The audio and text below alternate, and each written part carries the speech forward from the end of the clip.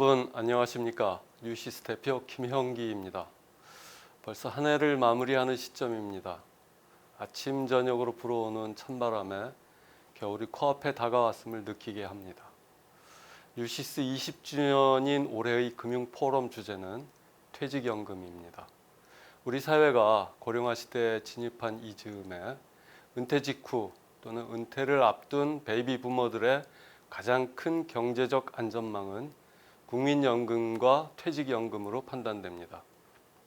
하지만 체감 물가가 가파르게 치솟는 현실에서 이들 연금만으로 길어진 노후 생활을 걱정 없이 버틸까 우려서 그런 것이 현실입니다. 특히 퇴직연금의 연평균 수익률이 1%대 수준에 머물고 있다는 점은 노후 생활의 불안이기도 합니다. 가파르게 오르고 있는 물가를 감안한다면 자칫 노후를 연금에 의존하는 입장에선 안정적인 생활이 보장되지 않을 수도 있습니다. 이 때문에 퇴직연금의 수익률을 높이는 방안을 찾는 것이 무엇보다 시급합니다. 시장에서는 디폴트 옵션을 도입하는 것이 현실적이라고 답합니다. 퇴직연금이 만기가 됐을 때 본인의 재확인 절차가 이루어지지 못해도 원래 계약 당시의 운용 전략을 그대로 이어가도록 허용한다면 좀 더 탄력적으로 고수익 전략을 펼칠 수 있다는 논리입니다. 한마디로 퇴직연금을 둘러싼 규제를 좀 더 풀자는 것이지요. 세부 내용에서 다소간의 이견이 있었던 것으로 알고 있습니다. 하지만 이달 중에 국회에서 일정 수준의 합의안이 논의될 예정인 만큼 좋은 결과가 있기를 기대해 봅니다. 퇴직연금은 우리의 자산입니다. 우리의 자산이 날로 커 나갈 수 있도록 국회와 정부 그리고 업계가 힘을 모아주실 것이라 믿고 있습니다. 추워지는 날씨에 건강 조심하시고 따뜻한 연말 보내시기 바랍니다. 감사합니다.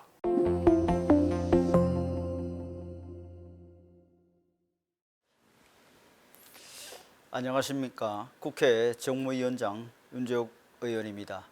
먼저 뉴시스 포럼 퇴직연금 이대로 좋은가를 개최해 주신 뉴시스 김형기 대표이사님과 관계자 여러분께 진심으로 감사드립니다.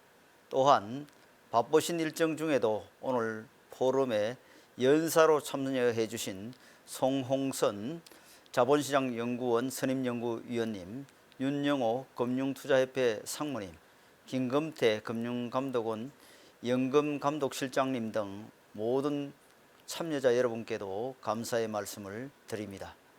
퇴직연금은 우리 노후 생활을 안정적으로 책임질 하나의 큰 축입니다. 우리 사회가 100세 시대에 접어들며 연금 제도의 필요성은 커지고 있지만 오히려 낮은 세제 혜택 등이 걸림돌이라는 지적이 잇따르고 있습니다. 국내 실질 노후 소득 대체율은 15% 수준으로 경제협력개발기구 OECD 평균인 55%의 4분의 1에 불과하기 때문입니다. 또한 노인 빈곤층이 점차 두터워지고 상대적 빈곤율은 높아지고 있으나 기본적인 생활 보장을 위해 국민연금에 가입하고 표준적인 생활 보장을 위해서는 퇴직연금을, 여유 있는 생활을 영위하기 위해서는 개인연금을 활용하는 방식, 즉 3층 구조의 노후 소득 보장 장치인 연금제도의 활용도가 매우 낮다는 지적도 이어지고 있습니다. 이런 상황에서 이번에 뉴시스가 주최하는 퇴직연금 이대로 좋은가 포럼은 시의적절하게 열리는 행사라고 생각합니다. 다시 한번 뉴시스 포럼 개최를 축하드리며 오늘 이 시간이 퇴직연금 문제 해결을 위한 모두의 고견을 한 군데 모으는 의미 있는 행보가 되기를 기대합니다. 감사합니다.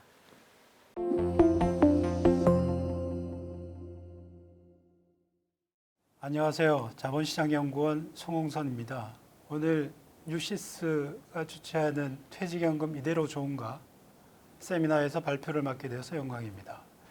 우리나라 퇴직연금과 관련돼서 이제 여러 가지 문제점들을 많이 얘기하고 하는데 기본적으로 이제 아셔야 될 건 이런 것 같아요.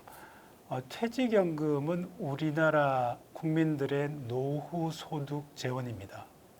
그렇다면은 이 퇴직연금이 제대로 된 노후연금 수단이 되기 위해서는 세 가지가 충족돼야 돼요. 하나는 누구나 퇴직연금의 혜택을 받아야 되고, 그 다음에 퇴직연금에 맡겨 놓으면은 적어도 다른 자산보다 아니면 다른 자산보다 더 높은 수익을 누려야 되고, 그 다음에 이걸 가지고 퇴직 이후에 종신으로 아니면 오랫동안 연금으로 받을 수 있어야 돼요. 그래서 가입이나 운용이나 연금화 이 부분이 제대로 작동됐을 때 이게 우리나라의 퇴직연금이 비로소 노후 안전 수단으로 기능한다라고 얘기할 수 있을 거예요. 그런 면에서 이제 우리나라 퇴직연금 제도를 한번 살펴보면, 자, 우리나라 근로자들 중에서 퇴직연금을 가입하고 있는 사람은 경제활동 인구 기준으로 한 20% 정도 돼요. 국민연금이 87%를 가입하고 있기 때문에 그 기준으로 보면 대다수 근로자들이 아직까지 퇴직연금에 가입돼 있지 않다라고 볼 수 있어요. 정확한 숫자로는 한 600만 명 정도가 가입돼 있고 나머지가 아직 가입돼 있지 않은 상황입니다. 그 다음에 수익률로 보면 우리나라 퇴직연금의 수익률은 적어도 임금이 늘어나는 속도보다는 더 수익률이 높아야 되는데, 우리나라 지금까지 운영한 걸 보면 임금 상승률보다 퇴직연금 수익률이 낮은 상황입니다. 그래서 퇴직연금이 굉장히 좋은 재산 증식 수단이다라고 얘기할 수도 없는 상황이에요. 그 다음에 은퇴 이후에 그러면 이 퇴직연금을 가지고 노후에 매월 얼마씩 연금으로 받아야 될 텐데 지금 그러질 못하고 있어요. 저 퇴직하는 분들 중에서 98% 이상이 일시금으로 받는데 일시금의 평균 금액이 1인당 1,600만 원이에요. 자, 우리나라 가계 근로자들의 한 평균 소득이 월 350에서 400만 원 정도 됩니다. 그러면 1,600만 원 받아간다는 얘기는 한 4년 정도 일하는 걸 받아가는 것밖에 되지 않아요. 그래서 대부분의 돈들이 퇴직 전에 다 밖으로 셉니다. 연금화가 되고 있지 않아요. 그래서 우리나라 퇴직연금 제도를 노후 안전망이다라고 얘기하기에는 굉장히 부끄러운 수준이라고 할 수 있습니다. 그래서 우리 퇴직연금 제도는 크게 제도가 바뀌어야 되는데 지금 우리나라 퇴직연금 적립금 규모가 250조예요. 근데 10년 후가 되면 한 800조, 900조 정도 됩니다. 거의 1,000조가 되는 거죠. 2030년대가 되면. 그러면 1,000조면은 국민연금 수준이에요, 지금의. 이 정도 규모의 연금이 쌓여 있는데 지금처럼 운용을 하고 지금처럼 연금을 지급하게 되면 이거는 노후 안정 수단으로서 굉장히 큰 국가적인 자산이 있지만 이게 제대로 운영되고 있다고 할 수가 없어요. 그래서 우리나라의 퇴직연금 제도는 1,000조 원 시대를 대비해서 앞으로 크게 제도가 바뀌어야 되는 생각을 하고 있습니다. 그럼 어떻게 바뀌어야 되느냐? 여기 보는 것처럼 크게 5가지로 바뀌어야 돼요. 우리나라 퇴직연금은 기금화가 돼야 돼요. 그 다음에 보다 전문화가 돼야 되고 또 대형화가 돼야 되고 모든 국민이 가입할 수 있도록 전국민화가 돼야 됩니다. 자, 각각에 대해서 한번 살펴보겠습니다. 제가 기금화를 해야 된다고 했는데 이거는 기금형 퇴직연금 제도를 얘기를 합니다. 기금형 퇴직연금 제도라는 게 어떤 거냐 하면 여기 슬라이드에서 보는 것처럼 국민연금을 보시면 알아요. 국민연금의 수익률이 표에서 보시는 것처럼 2019년에 11.3%의 수익률을 기록했어요. 근데 이 11.3% 중에서 기금운용위원회가 제대로 역할을 해가지고 수익률을 낸 기업은이 10.8%예요. 대부분이 기금운용위원회가 결정했기 때문에 거기서 수익률이 이미 결정된 거예요. 그 다음에 기금운용본부나 개별 펀드 매니저가 운용해가지고 수익률을 낸 부분은 0.5% 정도에 불과해요. 대부분은 기금운용위원회에서 결정을 해요. 이게 무슨 말이냐면 기금운용위원회가 결정하는 거는 자, 국민연금 기금이 지금 1,000조 가량 있는데 이걸 위험자산을 어느 정도 운용을 할 건가. 그다음 위험자산을 운용했으면 위험자산 중에서 국내 주식은 얼마로 할 건가, 몇 프로를 할 건가. 미국 시장에는 몇 프로를 투자할 건가, 유럽 시장에는 몇 프로를 투자할 건가, 대체 투자에는 몇 프로를 투자할 건가. 그런 큰 방향에서의 운용의 틀을 결정하는 게 기금운용위원회예요. 그런데 이 가장 큰 틀에서 결정하는 이건 자산배분이라고 하는데 전략적 자산배분. 여기서 대부분의 수익률이 결정이 돼요. 기금형 퇴직연금 제도를 하자는 얘기는 바로 국민연금의 기금운용위원회 같은 역할을 하는 지배구조를 만들어주자는 얘기입니다. 그런데 지금 퇴직연금은 이런 기금운용위원회가 없어요. 그러다 보니까 밑에서 개별 운용자들, 퇴직연금에서 개별 운용자라 그러면 근로자 자신, 그리고 DB형 같은 경우에는 회사의 재무팀입니다. 이분들은 그렇게 전문성이 있는 분들이 아니에요. 그러다 보니까 위험자산을 얼마나 운영을 해야 되고 한국 시장에 얼마를 투자하고 미국 시장에 얼마를 투자하고 여기에 대해서 전문성이 없어요. 그러다 보니까 여기에 대한 결정을 잘 하지를 못해요. 그런 결정을 잘 하지 못하면 어떻게 되냐면 대부분 잘 모르겠으니까 일단 예금으로 넣어두자라고 하면서 전부 다 원리금 보장을 상품을 선택하게 되는 거예요. 퇴직연금 제도의 가장 근본적인 문제가 바로 여기에 있고요. 그래서 이걸 바꾸자는 게 바로 기금형 퇴직연금 제도입니다. 그렇게 되면 앞으로는 퇴직연금 제도와 관련된 대부분의 결정이 기금운용위원회 같은 데서 큰 틀에서 이제 자산 배분이 결정이 되고 그 다음에 근로자가 일부를 선택한다든지 아니면 회사의 사용자가 일부를 결정한다든지 아니면 그것조차 전문 투자 회사에 일임을 한다든지 이런 형태가 되는 거죠. 그래서 국민연금 정도의 어떤 수익률 아니면 우리 사학연금이나 이 정도의 수익률을 창출할 수 있게 된다는 얘기죠. 그 다음에 또 하나는 전문화입니다. 자, 기금형 제도라는 게 사실 전문화이긴 한데 우리 대부분의 어떤 근로자들이 운용 지시를 잘 못해요. 왜냐하면 근로자들은 전문성이 없기 때문에. 자, 우리 퇴직연금의 한 40% 정도가 개인이 직접, 근로자가 직접 의사결정을, 투자결정을 해야 되는 그런 제도입니다. 그래서 이런 DC형 퇴직연금 같은 경우에는 기금형 제도뿐만 아니라 디폴트 옵션이라는 게 필요해요. 왜냐하면 DC형 제도 같은 경우에는 근로자가 상품을 결정을 해야 되기 때문에 기금형 제도를 도입하더라도 기금운용위원회에서 대신 결정해 주지를 못해요. 이게 DC형 퇴직연금의 어떻게 보면 약점이고 운용에 있어서는 기금형 제도를 하더라도 다른 부분, 디폴트 옵션이 보완돼야 될 중요한 이유입니다. 그래서 디폴트 옵션을 DC형 퇴직연금 같은 경우에는 도입을 하게 되면 근로자 같은 경우에는 이제 앞으로 운영 결정을 이렇게 할 거예요. 내가 직접 자신이 있고 전문성이 있어가지고 내가 미국 시장에 얼마를 투자하고 미국 시장 중에서는 나는 예를 들어서 어떤 펀드를 선택하고 이런 부분들을 직접 결정을 하든가 아니면 내가 결정하기 어려우니 디폴트 옵션이라는 제도가 알아서 운영을 하도록 그냥 일임을 하는 거예요.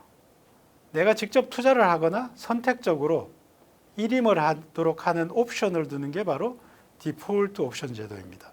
여기서 일임이라는 건 내가 운용하지 않고 전문가에게 맡긴다는 의미입니다. 그래서 DC형 퇴직연금 제도는 기금형 제도를 하고 그 다음에 근로자가 내가 직접 운영을 할 수 있는 선택권과 그 다음에 내가 운영을 하지 않았을 때 전문가가 직접 운영하도록 하는 디폴트 옵션 두 개의 제도를 만들어주는 게 이 DC형 퇴직연금 제도의 수익률 제고를 위해서는 중요한 어떤 제도의 어떤 개선 방향이다라는 말씀을 드리겠습니다. 그 다음에 우리 퇴직연금 제도가 발전하기 위해서는 대형화가 필요해요. 300인 이상 사업자가 이제 대기업이라고 할 수 있는데 우리 근로자가 300인 이상이라고 하더라도 기금의 규모가 그렇게 크지는 않습니다. 국민연금이나 아니면 사학연금이나 이런 대형 기금처럼 규모가 커야만 자산 배분을 미국에도 하고 유럽에도 하고 한국에도 하고 대체 투자도 하고 하면서 분산 투자가 아무런 제약 없이 가능해요. 자산 배분이 제약 없이 가능할 때 분산 투자가 가장 잘 이루어지고 우리가 소위 얘기하는 효율적인 투자선 변경 위에서 자유롭게 자산 배분이 될 수 있습니다. 그렇게 되기 위해서는 대형화가 필요한데 퇴직연금에서 대형화라는 얘기는 여러 사업자들이 A 회사, B 회사, C 회사가 만드는 퇴직연금을 하나로 묶어가지고 퇴직연금을 운용하고 투자도 하고 하는 그런 스킴이에요. 그런 제도로 만들어줘야 된다는 겁니다. 해외에서도 대형 퇴직연금 같은 경우는 대부분 여러의 복수의 사용자들이 기금을 묶어서 운영하는 그런 복수 사용자 모델을 도입하고 있습니다. 우리나라도 퇴직연금이 대형화되기 위해서는 여러 사업자들이 하나로 이렇게 기금을 하나로 만들어서 운영하는 그런 제도가 만들어질 필요가 있겠습니다. 자, 그렇게 되면 어떤 모양이 되느냐 하면 왼쪽 그래프에서 보는 것처럼 여러 사용자들이 기금형 회사를 만들어서 기금을 그쪽으로 맡기고 기금 수탁자 이사회라는 데가 바로 이제 기금운용위원회인데 여기서 우리는 자산 배분으로 위험 자산을 60%로 해주세요. 그리고 60% 중에서는 한국 시장을 얼마로 하고 대체 투자 자산에 얼마의 투자를 하고 미국 시장에 얼마를 하고 유럽 시장에 얼마를 하고 이런 큰 틀에서 결정을 해주면은 그 다음에는 실제적으로 펀드를 사고 팔고 하는 거는 매일 시장을 들여다보는 전문가가 제일 많이 알기 때문에 자산 운용이라는 부분에서 전문가 쪽에 OCI로 맡기거나 아니면 단순 위탁을 하거나 아니면 OCIO 체제를 도입을 하거나 아니면 직접 매니저를 기금회사가 고용을 해가지고 운용을 하거나 이런 식으로 해서 자산 운용 체계, 자산 배분 체계가 만들어지게 됩니다. 이렇게 됐더니 호주 같은 경우에 보시면은 자산 포트폴리오가 국내외 주식, 대체 투자 이런 데 굉장히 분산 투자가 되어 있습니다. 우리나라도 이런 대형화가 필요하고 대형화가 되기 위해서는 우리나라 같은 경우에는 크게 세 가지를 생각할 수 있습니다. 하나는 우리나라 지금 하나 들어와 있는 게 공공운영형이라고 해서 중소기업 근로자들을 대상으로 해서 중소기업 퇴직연금 기금이라는 게 내년 4월부터 제도가 운영이 됩니다. 그래서 그 제도가 하나 있고요.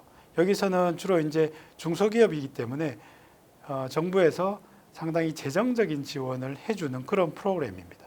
이게 하나 이제 크게 운영이 될 거고, 그 다음에 하나는 연합형 기금이라고 해서 일본 같은 경우에는 토요타나 이런 회사 같은 경우에는 거기가 일종의 그룹이잖아요. 우리나라 같으면 그 대기업, 기업 집단 이런 데이기 때문에 거기서 이제 기업 집단 내의 계열사들을 모아가지고 기금을 만드는 거죠.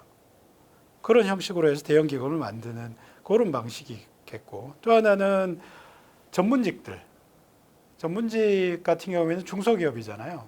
대부분 이런 회사 같은 경우에는 금융회사나 이런 데서 전문적으로 이런 기금 회사를 만들어 가지고 그분들의 자금을 받아 가지고 운영을 할 수 있습니다. 금융회사라는 데는 그 자체가 전문성이 있는 거기 때문에 거기서 기금을 만들고 전문직들이 거기에 돈을 다 모아 가지고 운영하는 이런 형태가 되겠죠. 그래서 한 세 가지 정도의 대형화를 생각을 할 수가 있겠습니다. 앞에서는 기금의 운영과 관련된 얘기를 했었죠. 기금의 전문성이 있어야 되고, 그러기 위해서는 기금형 회사를 만들어야 되고, 디폴트 옵션을 만들어야 되고, 여러 회사들이 합쳐서 대형 기금을 만들어야 되고, 이런 얘기를 했습니다.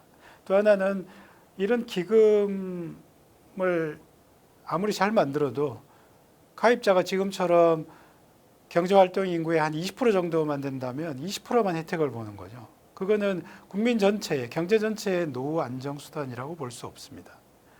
이게 노후 안정 수단이 되기 위해서는 전 국민이 가입을 해야 되는데, 아까 이제 경활 인구로는 한 20% 정도가 가입을 해 있는데, 실제 세부적인 구조로 보면 한 100인 미만의 영세 사업장들 같은 경우에는 대부분이 아직 가입이 돼 있지 않아요. 미가입자의 한 70% 정도가 대부분 100인 미만의 중소사업장들이에요. 그리고 또 하나는 우리나라 이제 플랫폼 노동자다 이렇게 하면서 고용 형태가 굉장히 많이 바뀌면서 비정규직들이 굉장히 많습니다. 이분들 같은 경우에는 지금 퇴직연금에 가입하기가 힘들어요. 가입 조건이 뭐냐면 1년 이상 일을 해야 되고 한 회사에서 그 다음에 주당 15시간 이상을 일을 해야 돼요. 그렇기 때문에 파트타임이나 일용직이나 이런 분들은 퇴직연금에 가입되어 있지가 않습니다. 그런데 이런 분들이 앞으로 점점 노동시장이 점점 디지털화되고 플랫폼화되고 있기 때문에 이런 분들의 시장 규모가 굉장히 커지기 때문에 이런 분들을 퇴직연금 제도로 포섭을 해야 돼요. 다른 나라 같은 경우에는 상당 부분 이렇게 포섭을 하고 있거든요. 비정규직들을. 그래서 우리나라도 그런 흐름으로 가야 된다는 거고, 또 하나는 가입 대상자들 중에서도 중소기업 같은 경우에는 대부분 가입이 안 돼 있기 때문에 제도 자체를 의무화를 해야 됩니다. 그래서 퇴직연금 제도를 의무화를 하고 비정규 근로자들을 포섭할 수 있는 방식으로 우리나라 퇴직연금 가입 제도가 개선이 돼야 되고, 그렇기 때문에 이제 전 국민이 국민연금처럼 퇴직연금을 국민연금 다음에 2층에 노후 소득 수단으로 여기면서 이용을 할 수가 있게 되겠죠. 그렇게 될 때 우리나라 퇴직연금 제도는 이대로 좋은가가 아니라 우리나라 국민들의 삶을, 노후를 책임지는 그런 노후 안정 수단이 될 것으로 생각합니다. 감사합니다.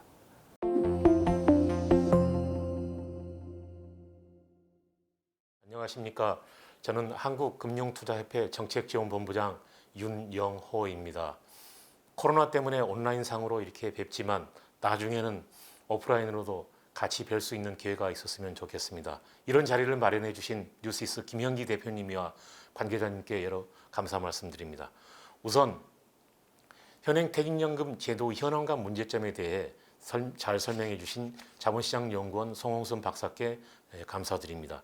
저는 현행 퇴직연금 제도의 문제를 개선하기 위해서 정부와 정치권이 그동안 어떤 노력을 해왔는지, 그리고 현재 논의의 쟁점은 무엇인지 등을 중심으로 간략히 설명드리도록 하겠습니다. 정부가 본격적으로 퇴직연금 제도 문제 개선에 나선 것은 2014년 8월 기획재정부, 금융위원회, 고용노동부 세 개 부처 합동으로 발표한 사적연금 활성화 대책으로 거슬러 올라갑니다. 당시 대책에는 2015년 7월까지 중소기업 퇴직연금 기금을 도입하고 다음해 7월까지 기금형 퇴직연금을 도입한다는 내용이 포함되어 있습니다. 국회에서는 19대 국회에서 현재 국민의힘 사무총장인 권성동 의원과 역시 현재 민주당 사무총장인 윤관석 의원이 각각 2014년 11월과 2015년 4월에 투자정책서 도입 등을 내용으로 하는 퇴직연금 제도 개선 법안을 대표 발의했습니다. 그러나 아무런 결실을 맺지 못했습니다. 20대 국회에 들어 한정혜 의원과 이미자 의원, 김동철 의원, 김태년 의원 등이 퇴직연금 제도 개선을 내용으로 하는 법안을 대표 발의했습니다. 정부도 2018년 4월에 기금형 퇴직연금 및 투자정책서 도입을 골자로 하는 퇴직연금 제도 개선 법안을 국회에 제출했습니다. 역시 의미 있는 논의는 전혀 이루어지지 않았습니다. 퇴직연금 제도 개선을 위한 실질적인 논의가 이루어지고 일부 의미 있는 결실을 맺은 것은 21대 국회에 들어서입니다. 올해 4월 13일 개정돼 내년 4월 14일부터 시행 예정입니다. 크게 두 가지가 바뀌었습니다. 우선 첫 번째는 해당 조문을 읽어드리겠습니다. 근로자 퇴직급여 보장법 제18조 2입니다. 1. 상시 300명 이상의 근로자를 사용하는 사업의 사용자는 퇴직연금 제도 적립금의 합리적인 운영을 위하여 대통령령으로 정하는 바에 따라 적립금 운영위원회를 구성하여야 한다. 2. 제1항의 사용자는 적립금 운영위원회의 심의를 거친 적립금 운영계획서에 따라 적립금을 운영하여야 한다. 이 경우 적립금 운영계획서는 적립금 운영 목적 및 방법, 목표 수익률, 운영 성과 평가 등 대통령령으로 정하는 내용을 포함하여 매년 1회 이상 작성하여야 한다. 한마디로 300인 이상 사업장은 적립금 운영위원회를 구성해야 하고 이 위원회의 심의를 거친 적립금 운영 계획서에 따라 확정급여형 퇴직연금 적립금을 운영해야 한다는 내용입니다. 이 제도 도입 목적은 적립금의 합리적인 운영을 위하여라고 법 조문에 명확하게 명시돼 있습니다. 달리 말하면 그동안 확정급여형, 영어로는 영어 약자로는 DB형이라고 그러죠. DB형 퇴직연금 적립금은 합리적으로 운영되지 않았다는 의미이기도 합니다. 그럼 도대체 어떻게 운영돼 왔기에 이런 평가를 받았을까요? DB형 제도는 회사가 책임지고 적립금을 운영해 근로자의 퇴직 시점에 근속 연수의 퇴직 직전 3개월 평균 임금을 곱한 금액 이상을 지급하면 되는 제도입니다. 작년 말 현재 퇴직연금 적립금 총액은 255조 5천억 원입니다. 이 가운데 DB형 적립금은 153조 9천억 원으로 전체 적립금의 60.2%를 차지하고 있습니다. DB형 적립금이 절대적인 비중을 차지하고 있습니다만은 문제는 이게 원리금 보장 상품 위주로 운영되고 있다는 사실입니다. 그 비중이 무려 95.5%나 됩니다. 확정 기여형, 영어 약자로는 DC형이라고 그러죠. DC형의 88%나 개인형 IRP의 73.3%에 비해서도 과도하게 높은 수치입니다. 당연히 DB형 제도의 수익률은 낮을 수밖에 없습니다. 지난해 퇴직연금 전체의 연간 수익률은 2.58%로 전년 대비 약 0.3%포인트 증가했습니다. 그러나 DB형 적립금의 수익률은 1.91%에 불과해 DC형의 3.47%, 개인형 IRP의 3.84%에 비해 턱없이 낮은 실정입니다. 물론 어쩌다 보니 작년 한 해에 주식시장이 좋았기 때문에 실적 배당 상품 비중이 높은 DC형이나 개인형 IRP 수익률이 높았다고 주장할 수도 있겠지요. 그러나 10년간의 연환상 수익률을 보더라도 2.48%인 DB형은 2.76%인 DC형이나 2.55%의 개인형 IRP에 비해 낮습니다. DB형 수익률이 낮으면 어떻게 되느냐? 한 경제신문이 올해 4월 7일 보도한 바에 따르면 DB를 채택한 시가총액 20대 상장 기업의 퇴직연금 운영 수익률이 평균 임금 상승률 4.3%에도 못 미치기 때문에 지난해 4조 9,552억 원에 달하는 퇴직연금 적립을 위해 운영 수익과 별도로 5천억 원을 추가 부담했다고 합니다. DB형을 채택한 회사는 최소한 임금 상승률 플러스 호봉 상승분 이상의 수입을 올려야 별도 추가 부담이 없다는 얘기입니다. 그럼 왜 이렇게 원리금 보장 상품 위주로 운영할까요? 회사의 퇴직연금 담당자나 퇴직연금 담당 임원 입장에서 생각해 보면 간단한 문제입니다. 실적 배당 상품으로 운영했다가 단기적으로 손실이 나면 이분들이 책임질 수밖에 없고 결국은 집에 가야 되는 상황이 생기는데 실적 배당 상품에 투자할 수는 없겠지요. 물론 실적 배당 상품은 단기적으로 손실이 난다 하더라도 그게 실제로 이루어진 손실이 아니라 평가손일 뿐이고 금방 회복된다는 게 역사적인 경험이고 글로벌 시장에 장기적으로 분산 투자하면 주식시장의 변동성과 상관없이 좋은 실적을 낼 수 있는 상품이 얼마든지 있음에도 이런 구조 때문에 원리금 보장 상품을 선호하는 거죠. 결국 이런 구조를 바꾸기 위해 도입한 게 바로 적립금 운영위원회입니다. 이 위원회의 결정에 따라 적립금을 운영하게 되면 최소한 퇴직연금 담당 임원의 손실 책임 문제는 피할 수 있을 것입니다. 또 전문가들이 이 위원회에 들어가서 합리적이고 효율적으로 적립금을 운영할 수 있는 방법을 제시할 수 있을 것으로 기대됩니다. 두 번째로 바뀐 점은 중소기업 퇴직연금 기금의 신설입니다. 30명 이하 사업장은 근로복지공단이 한꺼번에 기금을 조성해 운영한 다음 근로자에게 퇴직급여를 지급하게 되는데 이거를 중소기업 퇴직연금 기금이라고 합니다.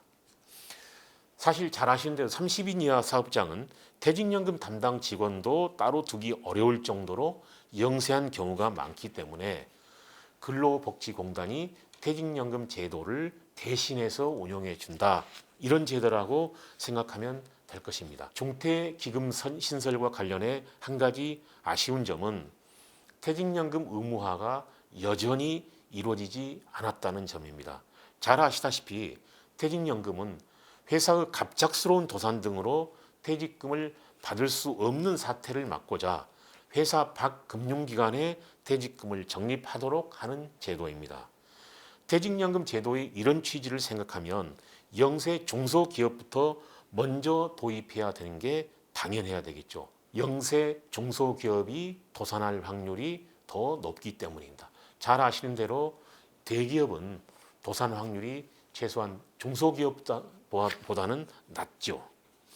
그럼에도 중퇴기금 제도만 신설됐고 퇴직연금 의무화가 되지 않는 것은 안타까운 일입니다. 물론 영세 중소기업은 현실적으로 어렵기 때문에 기업의 부당 능력이 한계가 있어 현실적으로 시기상조 아니냐라는 주장도 있습니다. 충분히 이해합니다. 그러나 내일 바로 당장 의무화하자는 것도 아니고 기업 규모에 따라 단계적으로 의무화하도록 하면 문제는 해결될 수 있다고 봅니다. 가령 300인 이상 사업장은 3년 내에 의무화하도록 하고 50인 미만은 6년 후 또는 10년 후에 의무화한다든지 하는 식으로 하면 얼마든지 해결될 수 있지 않을까요? 이렇게 되면 정책의 예측 가능성도 높아지고 준비 기간도 충분히 주어지리라고 봅니다. 현재 퇴직연금 제도 개선과 관련해서 아직 개선이 확정되지 않아서 국회에서 논의 중인 제도가 있습니다. 바로 사전지정운용제도입니다. 사전지정운용제도란 금융 지식이 부족하고 관심도 없어서 합리적인 자산 운용이 어려운 DC형 가입자를 위해 수익성과 안정성이 보장되도록 전문가가 잘 설계한 일종의 표준 상품이라고 이해하면 될 것입니다.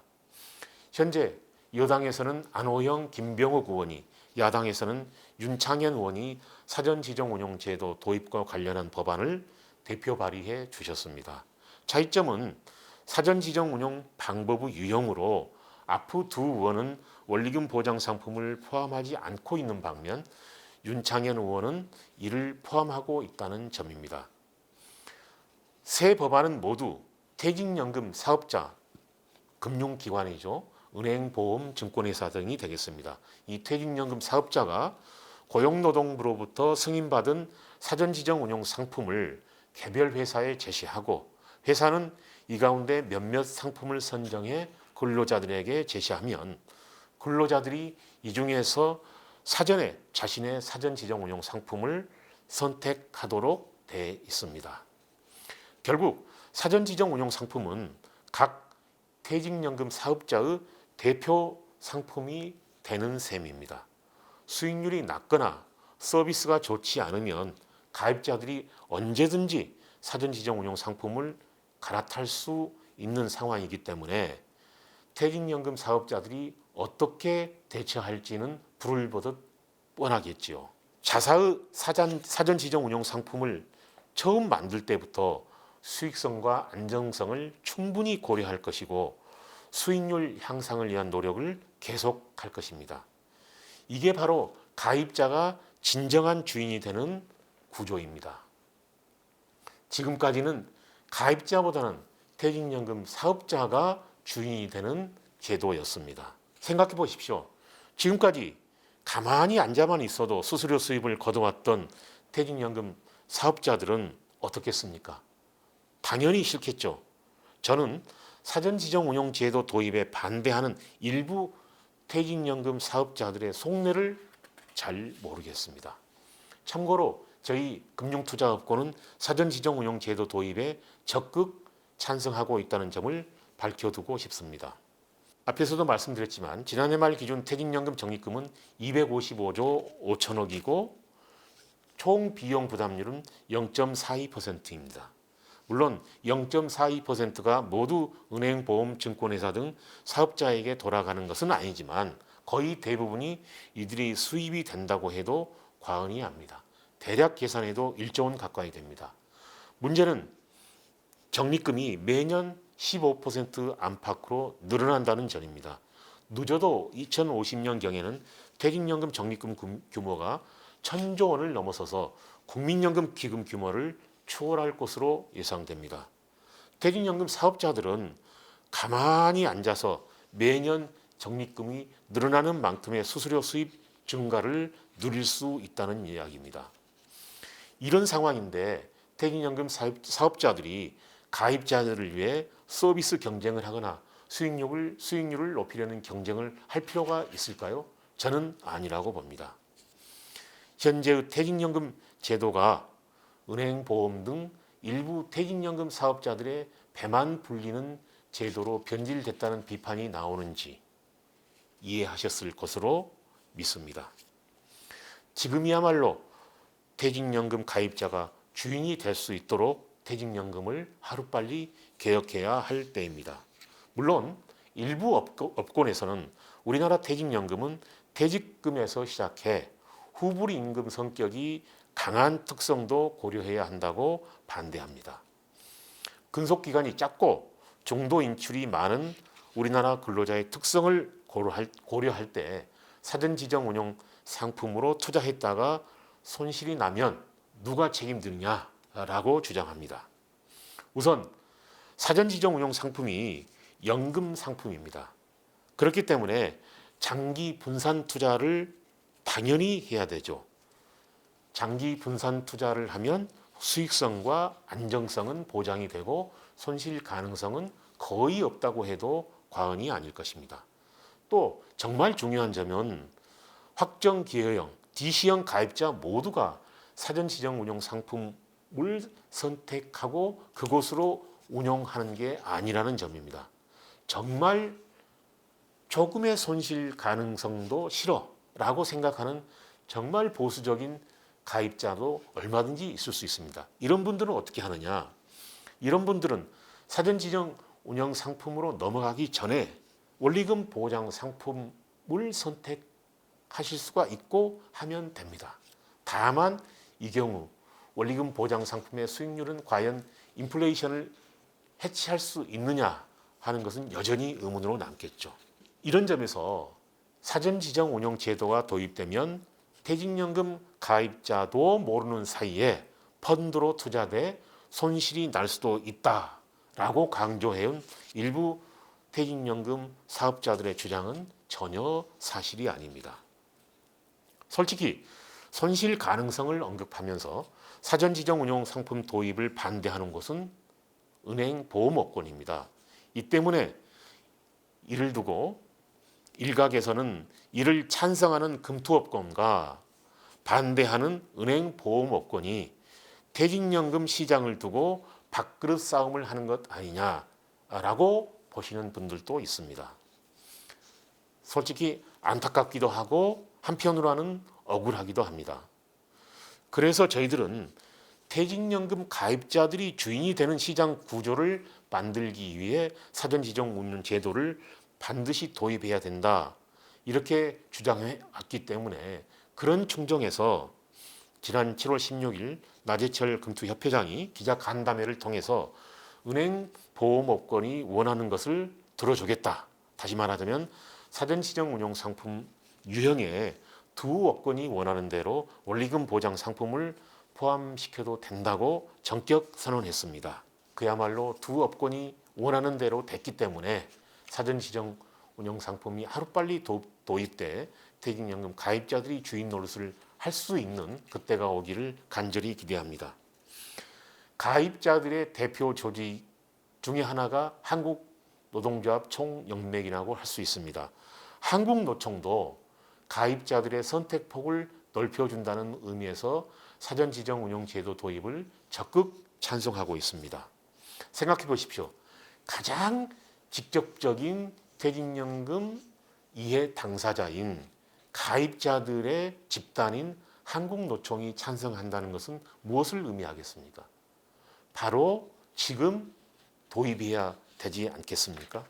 아무쪼록 다른 업권들이 저희들의 이런 충정을 이해해서 사전 지정 운용 도입에 찬성해 주시길 바라며 하루빨리 사전 지정 운용 제도가 도입되기를 기대합니다. 감사합니다.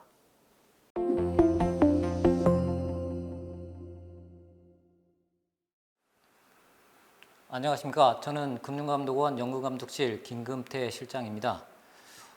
오늘 뉴시스에서 퇴직연금 이대로 좋은가 온라인 포럼을 통해서 업계 관계자들과 여러 가지 소통을 가지게 된 것에 대해서 대단히 기쁘게 생각합니다. 특히 뉴시스 김영기 대표님께서 그리고 많은 관계자분께서 수고해 주셨던 부분에 대해서 감사의 말씀을 드립니다. 오늘은 저희 금융감독원에서 말씀드릴 내용은 퇴직연금 시장의 현황과 그리고 퇴직연금과 관련된 금융감독 체계 그리고 올해 저희 금융감독원에서 주로 추진했던 업무들과 그 밖에 업계 여러분께 당부드린 말씀에 대해서 진행하도록 하겠습니다. 첫 번째, 퇴직연금 시장 현황에 대해서 먼저 파악하고 있는 내용을 말씀드리고자 합니다. 이 내용들은 이미 자본시장연구원이라든가 금융투자협회에서 많은 말씀이 있었겠지만 저희 쪽에서 파악하고 있는 내용을 말씀드려서 업계 여러분들과 같이 공유하고자 합니다. 저희가 파악하기로는 21년 9월 말 현재 적립금은 266조 원으로 20년 말 255조 원에 대비 10조 5천억 정도 약 4.1%가 증가하고 있는 것으로 나타났습니다. 매년 약 35조 원 정도 증가하는 것으로 보았을 때 앞으로도 한 20조 원 정도 퇴직연금의 적립금이 증가할 것으로 예상됩니다. 세부 내역으로 보면 DB는 151조 원, DC는 72조 원, IRP는 43조 원으로 나타났습니다. 1분기에서 4분기까지 DB는 감소 추세에 있고요. DC와 IRP는 증가 추세에 있는데 그 이유로는 DB 같은 경우에 4분기에 기업에서 부담하는 부담금이 납입될 것으로 예상되고 3분기까지는 DB에서 IRP 또는 DC로 전환되는 사유로 또는 신규 가입으로 인해서 그 DC와 IRP의 적립금이 증가하는 것으로 파악하고 있습니다. 특히 IRP의 3분기까지 적립액 증가액은 8.5조 원으로서 지난해 총 증가액 9조 원에 이미 육박하고 있어서 큰 성장이 예상되고 있습니다. 권역별로 보면 금투와 은행은 전년 말 대비 증가했습니다. 특히 금투 같은 경우에는 1.2%포인트 증가했고요. 은행은 소폭 증가한 0.2%포인트 증가한 것으로 나타났습니다. 적립금 부분으로 보면 은행이 136조 원으로 가장 많고요. 생보, 금투가 각각 56.9조 원으로 그 뒤를 따르고 있습니다. 상품별로 가장 관심이 많은 부분이라고 생각되는데요. 실적 배당형 상품 비중 같은 경우에는 작년 10.7%인 27조 원에서 올해 13.8%인 37조 원으로 약 10조 원가량이 증가한 것으로 나타나서 상당한 그 자산 비중의 변동이 있었다고 저희들은 생각하고 있습니다. 앞으로 이러한 추세가 계속된다고 하면 올해 말 적립금 수준은 시장에서 예상하고 있는 바와 같이 약 290조 원을 무난히 달성할 것으로 예상되고 있습니다. 업계에서도 가장 관심이 많은 사항일 것으로 생각되는데요. 수익률에 대해서 살펴보면 전체 수익률은 3분기까지 2.56%로 나타났습니다. 원리금 보장형은 지속적인 금리 하락으로 인해서 1.41%를 나타냈고요. 실적 배당형은 증시 호황 등에 힘입어서 10.8%의 수익률을 나타내고 있습니다. 아시는 바와 같이 가장 수익률이 높은 권역은 금투 권역으로서 4.14%를 나타내고 있고요.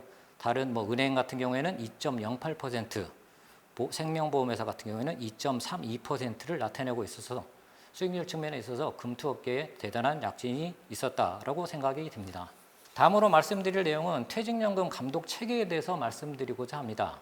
이 부분을 말씀드리는 이유는 퇴직연금과 관련된 감독 기관이 고용노동부, 금융위원회, 금융감독원 3개 기관이 담당하고 있어서 업계에서는 어느 업무가 어느 소관기관이 해당하고 있는지에 대해서 궁금해하거나 업무에 혼선을 초래하는 경우가 있어서 그런 부분들을 해소하고자 미리 말씀드리고자 합니다.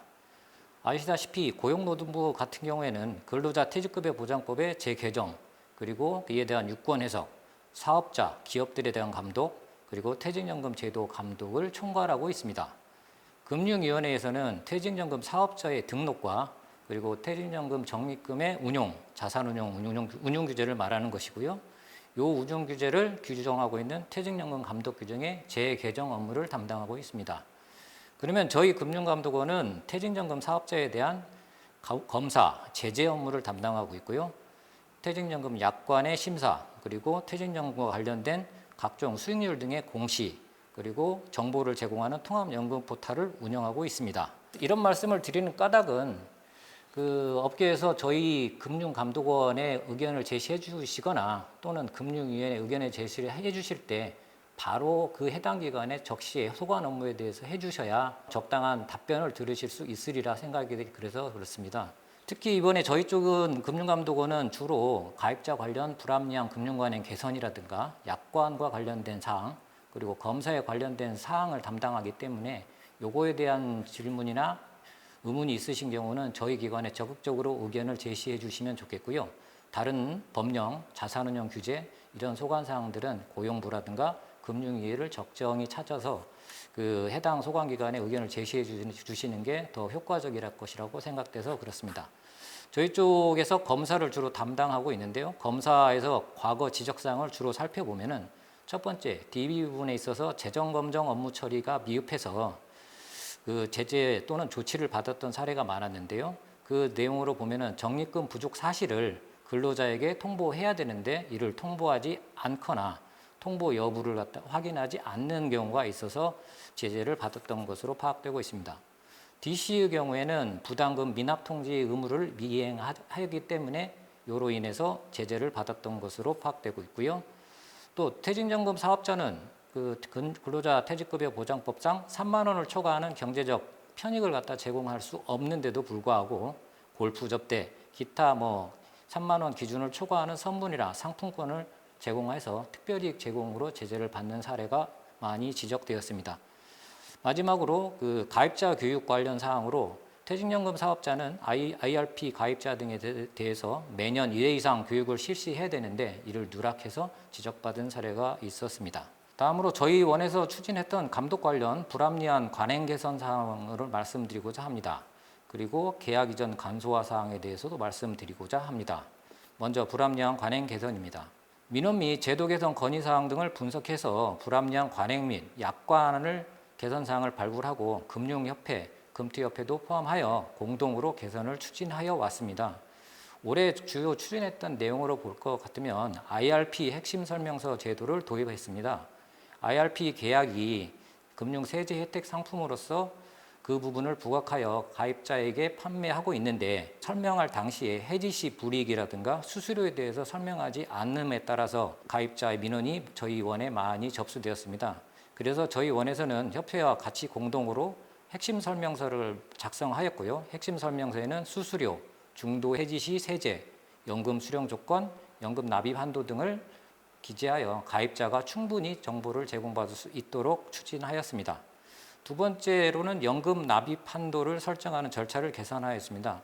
아시는 바와 같이 IRP, 연금저축을 합쳐서 총 납입 한도는 1,800만 원까지인데 일부 금융회사 같은 경우에 임의로 높은 금액으로 설정을 해서 나중에 그 한도를 변경하거나 이럴 때 영업정을 방문해서만 해야 된다는 그런 민원이 많이 발생했고요. 저희 측에서는 납입 한도를 직접적으로 가입자가 기재하거나 또는 비대면 MTS, 인터넷이라든가 이런 걸 통해서 한도를 손쉽게 변경할 수 있도록 그런 제도를 개선하였습니다. 다음으로 관행을 개선했던 내용들은 약관과 관련된 사항인데요. 약관에 운용관리 수수료를 미납할 경우에 운용관리 기관인 퇴직연금 사업자가 운용관리 서비스를 중단하신 것을 명시하고 있었던 것으로 저희가 파악을 했습니다. 하지만 DC의 수수료는 가입자가 부담할 것이 아니라 기업이 부담해야 되는 사항이므로 이러한 경우에 근로자의 서비스를 제한하는 것은 불합리하다고 판단하였고요. 이러한 사항을 규정하고 있는 약관을 개정하여 그 해당 규정을 삭제하도록 하였습니다. 그리고 마지막 사항으로 부정기 납입금의 운용 지시를 일반 부담금의 운용 지시와 분리하도록 하였습니다. 일반 부담금과 달리 부정기납인 퇴직금, 경영성과금, 근로자의 추가 납입금 등이 입금되고 있는데 운용 지시가 서로 따로 구분하지 않고 하나로 운영함에 따라서 일부 가입자의 경우에 경영성과금이나 퇴직금이 자기 의도와 다르게 펀드 등에 투자되고 있어 손실이 발생하고 있다고 민원이 제기되었고 저희도 이에 대해서 공감을 하였습니다. 그래서 운용 지시서 상에 부정기적으로 납입되는 기업의 부담금에 대해서는 별도로 운용 지시를 받도록 하는 절차를 개선하였습니다. 두 번째 사항으로는 퇴직연금 계약 이전 간소화에 대한 사항입니다. 퇴직연금 계약 이전 간소화는 가입자의 편의성뿐만 아니라 금투업계, 보험업계, 은행업계에 서로 간의 경쟁을 갖다가 추구해서 누가 가입자에 대한 서비스를 제대로 하는지 그 부분을 갖다가 정확하게 가입자가 판단한 후에 자유롭게 이동할 수 있게 함으로써 수익률을 제고하고 그리고 퇴직연금 사업자의 경쟁력을 제고하고자 하는 차원도 있었던 제도 개선 사항입니다. 아시다시피 계약 이전은 사업자 간에 요구하는 서류가 서로 상이하고 이전 절차가 오래 걸린다는 소비자의 불만이 많았고요. 이에 따라서 계약 이전이 지연되지 않도록 그 계약 이전과 관련된 서식과 구비 서류를 표준화 또는 최소화하도록 했고 이전하는 기관을 원스톱 1회 방문을 통해서 계약 이전이 가능하도록 간소화하였습니다. 이러한 사항에 대해서 저희 원도 계속적으로 그 이행 실태를 파악을 했고요. 그 이행 실태 파악 결과 IT 표준 전문을 개발해서 증권 애탁원을 통해서 만약 이전한다고 하면 이러한 계약 이전 절차가 더욱 간소화될 것으로 판단하여 올해 TF를 구성해서 운영한 결과 지금 IT 절차를 통해서 보다 손쉽게 계약 이전이 이루어지는 것으로 알고 있습니다. 그리고 저희가 가입자에 대한 금융 정보를 제공하고자 노력하고 있습니다. 현재 공시제도라든가 또는 여러 가지 홈페이지, 사이트를 통해서 정보를 제공하고 있지만 연금저축과 퇴직연금은 세액공제가 포함되는 상품으로서 아무래도 가입자에게는 어려운 상품으로 판단됩니다. 그리고 특히 연말에 가입되는 특성이 있겠죠. 그래서 저희 쪽에서는 이번 하반기 9월부터 12월까지 사이에 금융 꿀팁이라고 하는 시리즈로 소비자에게 도움이 되는 정보를 지속적으로 제공해서 혹시라도 연금, 퇴직연금, IRP 이런 부분에 대한 가입자 정보 수준을 갖다 향상해서 불안전 판매라든가 금융사업 회사에 대한 불만이 없도록 사전에 예방적으로 선제적으로 정보를 제공하고자 하는 것입니다. 지금까지 이 두 편에 걸쳐서 연금저축과 또는 연금저축과 개인형 IRP 간의 비교를 하기 위한 보도자료를 배포하였고요. 추후에도 IRP라든가 중도 해지에 관한 사항도 배포하고자 합니다. 기타 퇴직연금 제도에 관련 이슈에 대해서 상당한 많은 관심을 가지고 있으시리라고 생각이 됩니다. 물론 아시다시피 디폴트 옵션은 작년 19대 국회, 20대 국회 모두 걸쳐서 금투업계의 수건 사업이기도 한데 국회의원 간의 어떤 그 의견 조율 또는 업계 간의 의견 조율 여러 가지 과정이 지난하여 올해도 지금 통과가 될지에 대해서도 저도 확신할 수 없는 상태이지만 국회의 논의를 더욱더 좀 지켜보고 그거에 따라서 대응해야 될 것이라고 생각이 듭니다. 국회에서 이미 통과된 제도 중에 하나로서 그 중소기업 퇴직연금 기금 제도가 있는데요. 중소기업 퇴직연금 기금 제도는 지금 내년 4월 14일부터 시행될 예정에 있고요. 고용노동부는 중소기업 퇴직연금 기금의 세부 운용 방안에 대해서 지금 검토 중에 있습니다. 물론 중소기업 퇴직연금 기금은 근로복지공단에서 운영을 하기 때문에 퇴직연금 사업자인 금투회사하고는 직접적으로 연관이 되지는 않겠지만 이러한 사항들도 확인해 보는 것이 업계의 어떤 영업 전략이라든가 이런 부분을 짜는 데 도움이 될 것이라고 생각됩니다. 다음으로는 그 DB형 적립금 운용계획서 IPS라고 하는 부분을 도입을 하기로 하였고요. 마찬가지로 내년 4월 14일부터 시행될 예정으로 있습니다. 우리원은 이 IPS 도입을 위해서 초기 단계의 안착을 위해서 적립금 운용 지침안을 업계와 협의해서 만들었고요. 요거에 대해서 고용부에 전달을 하였습니다. 고용부에서는 아마도 이러한 사항들을 시행령 또는 그 하위 법령을 개정할 때 그 내용을 포함할 것으로 예상이 되고요. 내용이 변경되거나 이러한 사항들이 있으면은 다시 금투업계 또는 그 퇴직연금 사업자들과 의견 수렴을 거쳐서 의견을 적극적으로 고용노동부에 반영하도록 하는 절차를 거치도록 하겠습니다. 그리고 마지막으로 이제 저희 금융감독원에서 생각하고 있는 그 금투업계 여러분들에게 조금은 말씀을 드린 사항은 한 두 가지 정도를 생각해 봤는데요. 하나는 지금 올해 가입자들이 금투 권역으로 IRP라든가 DC를 통해서 크게 자금이 유입하고, 그리고 금융 소비자들의 그 증권 투자라든가 ETF 투자라든가 이런 거에 대한 지식 수준이 상당 수준 높게 올라와 있는 것으로 판단이 됩니다. 하지만 올해 하반기, 정확히는 지금 3분기부터서 그 증권 시장의 변동성이 커짐에 따라서 일부 모험적인 투자를 했었던 가입자 같은 경우에는 수익률이 크게 감소하거나 혹은 손실이 발생한 사례도 있는 것으로 파악되고 있습니다. 지금까지 금투업계가 작년 올해 상반기에 거쳐서 쌓아왔던 평판과 그리고 금투업계의 성장을 위해서는 가입자 수익률의 안정적 관리가 가장 중요하다고 생각되고요. 요거에 대해서 그 금투업계 경영자 여러분들이라든가 아니면은 일선에서 영업 활동을 하고 계신 분들의 인식 전환이 필요하다고 봅니다. 금투업계만 성장할 게 아니라 가입자의 수익률이 안정적으로 올라올 때야 비로소 금투업계에 대한 신뢰도 높아질 거고요. 지금까지의 성장세도 더 크게 올라갈 것으로 생각되며, 이렇게 올라가게 되면은 우리가 부러워하는 호주라든가 미국의 퇴직연금 시장 수준까지도 올라가야 되지 않을까 그렇게 생각을 합니다. 두 번째로 말씀드릴 사항은요, 퇴직연금 업무 관리 수준을 좀 더 정교화하고 고도화할 필요가 있다라고 생각합니다. 검사 지적사항을 말씀을 드렸었는데요. 이러한 사항들은 그 준법감시기구 또는 자체적으로 영업조직에서도 점검을 하거나 그러한 문제가 발생했을 때는 즉각적으로 시정을 갖다가 해서 가입자에게 피해가 없도록 사전에 조치해야 될 것이라고 생각됩니다. 이를 위해서 저희 연금감독실에서는 그 퇴직연금 업무를 처리할 때 필요한 체크리스트를 작성해서 금투협회를 통해 금융회사에 배포를 해드렸습니다. 그 내용들이 상당히 방대하지만 그 중에서 중요하다고 생각되는 부분들을 각자 조금 참고하셔서 내부 업무 운영할 때 그 점검 사항으로 활용하시면은 퇴직연금 업무 관리 업무가 고도화, 정교화 될 것으로 생각이 됩니다. 저희 금융감독원에서도 지금 사후 조치적인 수준보다 사전 예방적으로 검사를 진행하고 컨설팅 중심으로 보험 금융회사에 대한 제재보다는 그 영업 수준, 업무 관리 수준을 제고해서 보다 바람직한 금융회사의 성장을 갖다가 촉진하고자 노력하고 있다는 점을 다시 한번 말씀드리고, 이런 관리라든가 혹은 가입자 신뢰 수준 제고를 꾸준히 노력하겠지만 금투업계 여러분들의 더욱더 많은 협조가 필요하고요.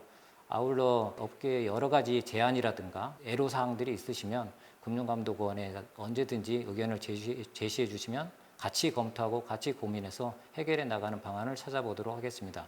지금까지 들어주셔서 감사합니다.